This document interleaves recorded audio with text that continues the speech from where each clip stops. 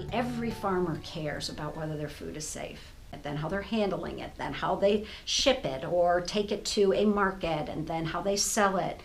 So this is a programming area that we have walked with the farmers, tried to take this complex regulatory environment and break it down so that a farmer can engage in the food safety culture. Another really valuable service that MIFFS is providing is on-farm food safety education and training. So there's new federal regulations coming down from Food and Drug Administration called Food Safety Modernization Act, which we lovingly refer to as FSMA. FSMA is quite a cumbersome set of regulations that really makes beginning farmers nervous.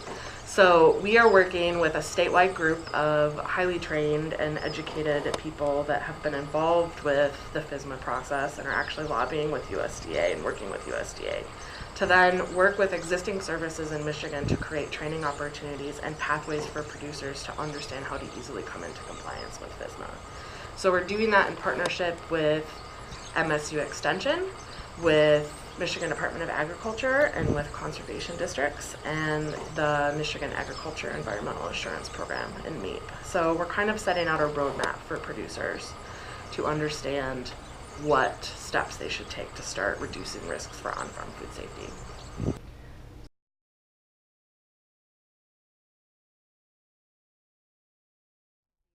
This is a really general food safety workshop for farmers to introduce them to FSMA, GAP, Group GAP, record keeping in general, meat certifications, just to kind of start that ball rolling on thinking about your farm, your system, how to make your food more safe.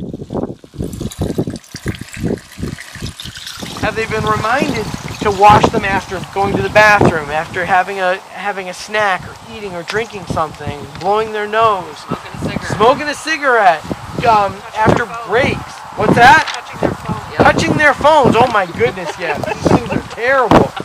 So those are kinds of the things that we want to talk about and just remind people of.